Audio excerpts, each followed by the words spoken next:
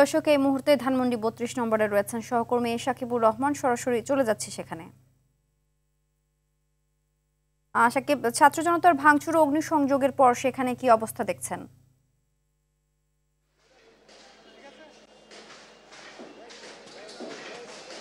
Cynthia, আসলে গতকালকে যখন আওয়ামী লীগের সভাপতি শেখ হাসিনা ফেসবুকে একটি বক্তব্য দেবেন এমন কিছু কথা আওয়ামী লীগের ফেসবুক পেজ থেকে, নিষিদ্ধ সংগঠন ছাত্রলীগের পেজ থেকে যখন এটি ছড়ানো হচ্ছিল, তখন কিন্তু বিক্ষুব্ধ ছাত্র জনতা তারা লং মার্চ টু ধানমন্ডি ৩২ বুলডোজারের ঘোষণা দেন এবং পরবর্তীতে দেখি যে আমরা রাত ৯টার দিকে তাদের এই ঘোষণা দেওয়া ছিল। তখন থেকেই কিন্তু ধানমন্ডি ৩২-এ বিক্ষুব্ধ জনতা আসে এবং বুলডোজার দিয়ে ধানমন্ডি ৩২-এর যে বাড়িটি সেটি ভেঙে ফেলার কাজ শুরু করা হয় এবং পরবর্তীতে সারা রাত ধরেই কিন্তু এই কর্মযজ্ঞ চলে। সকালবেলা কিছুক্ষণ বিরতি ছিল, বিরতির পরে কিন্তু বুলডোজার দিয়ে যে ভাঙার কাজ সেটি আবার শুরু হয়েছে। কিছুক্ষণ আগ থেকে কিন্তু বুলডোজার দিয়ে কাজটি তারা শুরু করেছে। বিশেষ করে যে ভাঙাটুকু, যতটুকু অংশ ভাঙা হয়েছিল সেই অংশটুকু আসলে সেখানকার ইটগুলো সরিয়ে নেওয়া হচ্ছে এবং সেগুলো সরানোর পরে বাকি অবকাঠামোর যে অংশগুলো রয়েছে সেগুলো কিন্তু ভাঙা শুরু হবে এবং পাশাপাশি এখানে যারা সাধারণ মানুষ এসেছেন তারা কিন্তু বলছেন যে আসলে মানুষের যে ক্ষোভ, সে ক্ষোভেরই বহিঃপ্রকাশ।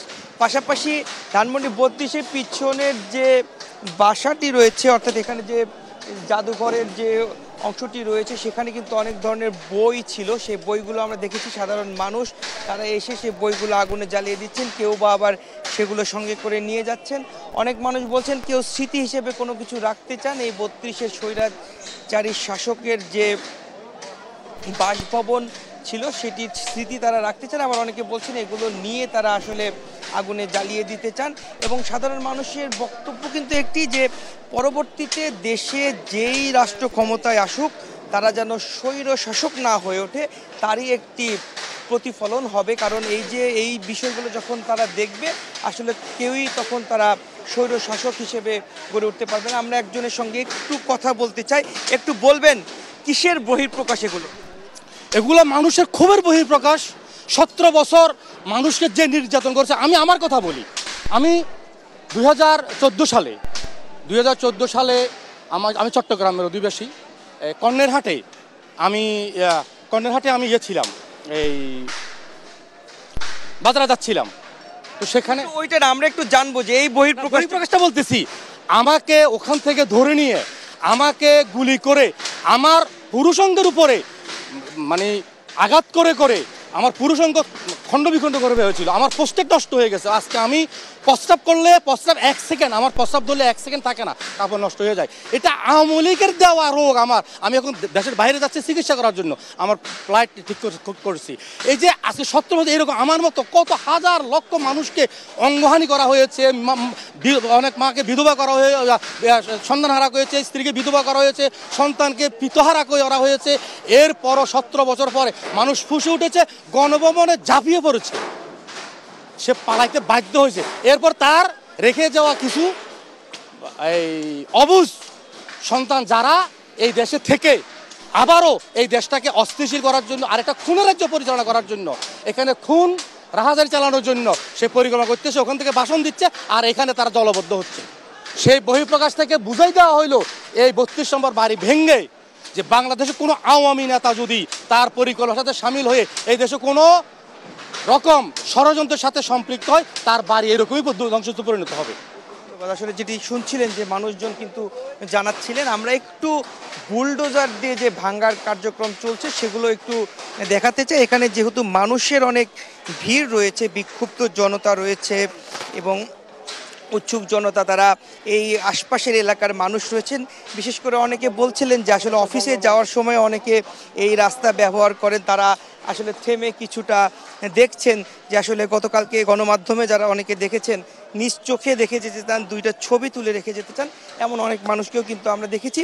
কিছুক্ষণ আগে এই বুলডোজারের ভাঙার কাজ আবারও শুরু হয়েছে। যতক্ষণ পর্যন্ত না এইখানকার যে অবকাঠামোগুলো রয়েছে সেগুলো যতক্ষণ ভাঙা না হবে ততক্ষণ কিন্তু এই কার্যক্রম চলবে, এমনটি অনেকে বলছেন। পাশাপাশি আমরা দেখছি যে এই যে বুলডোজার দিয়ে কিন্তু কিছুক্ষণ আগে থেকে ভাঙার কাজ শুরু হয়েছে। এই বিল্ডিংগুলোতে কিছু মানুষের অবস্থান রয়েছে, অনেকে উৎসাহ নিয়ে সেখানে ছবি তুলতে গিয়েছিল। আসলে সেই মানুষগুলোকে সেখান থেকে সরতে বলা হচ্ছে, কারণ যে কোনো সময় দুর্ঘটনা ঘটে যেতে পারে। যেহেতু অবকাঠামো ভাঙার কাজ হচ্ছে, সেক্ষেত্রে যাতে দুর্ঘটনা না ঘটে সেজন্য অনেকে কিন্তু এখানে মানুষকে সরে দেওয়ার কাজ করছেন। মানুষ যখন সরে যাবে তখন কিন্তু পুরোদমে আবারও ভাঙার কাজ শুরু হয়ে যাবে এবং তারই প্রস্তুতিগুলো নেওয়া হচ্ছে মানুষজনকে যাতে নিরাপদে সরে দেওয়া যায়, কোনো মানুষের যাতে কোনো ক্ষতি না হয় সেই দিকে চেষ্টা করছে। এবং দেখতেই পাচ্ছেন যে বুলডোজার দিয়ে ভাঙার জন্য পুরো প্রস্তুতি নেওয়া হয়েছে এবং মানুষের বেশি উপস্থিতির ফলেই কিন্তু তাদের যে ভাঙার কাজ সেটিতে কিছুটা বেগ পেতে হয়েছে। আর একটু যদি পুরাতন ঘটনা বলতে চাই, যে যখন শেখ হাসিনা ফেসবুকে বক্তব্য দেওয়ার কথাটি তারা বিভিন্ন জায়গায় প্রচার করে, তখন থেকেই কিন্তু মানুষের আসলে ক্ষোভ বাড়তে থাকে এবং ক্ষোভের ফলে কিন্তু এই কর্মসূচি তারা গ্রহণ করে। আপনি দেখতেই পাচ্ছেন উৎসুক জনতা কিন্তু এই যে ভাঙার কাজ শুরু হচ্ছে সেখানে কিন্তু তারা উৎসাহ নিয়ে তারা বিভিন্ন ধরনের স্লোগান দিচ্ছে এবং তাদের উৎসাহের বহিঃপ্রকাশ তারা ঘটাচ্ছেন। আমরা একটু যদি আরও দু একজনের সাথে একটু কথা বলি, যে আসলে ভাই একটু কথা বলি আপনার সঙ্গে, কিসের বহিঃপ্রকাশ এগুলো একটু বলবেন? এটা সরাচ্ছি শেখ হাসিনা।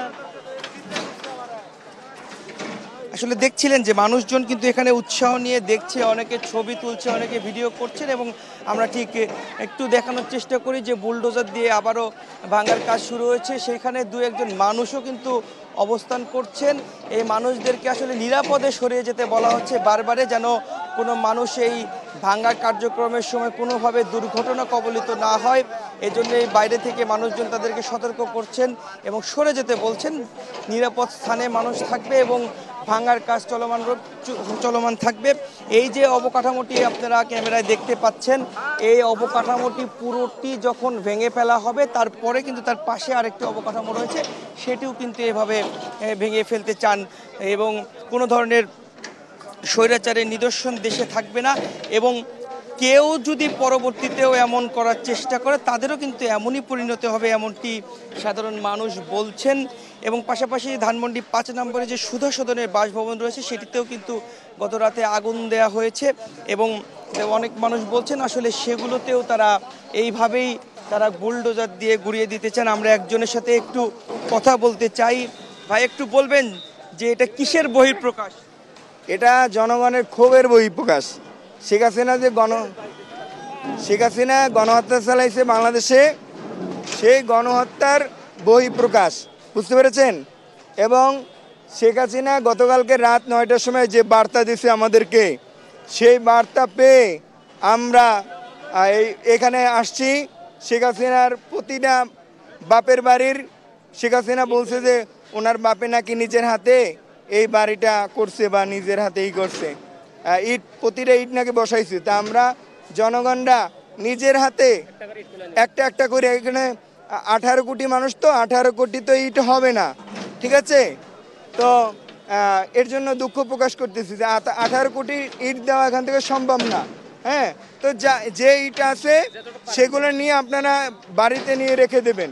হ্যাঁ, এবং গতকালকের শেখ হাসিনা তিনি তার ভাষণে বলছে যে ছাত্রদের উপরে সে তার বিরুদ্ধে নাকি ষড়যন্ত্র করছে ছাত্ররা, ঠিক আছে?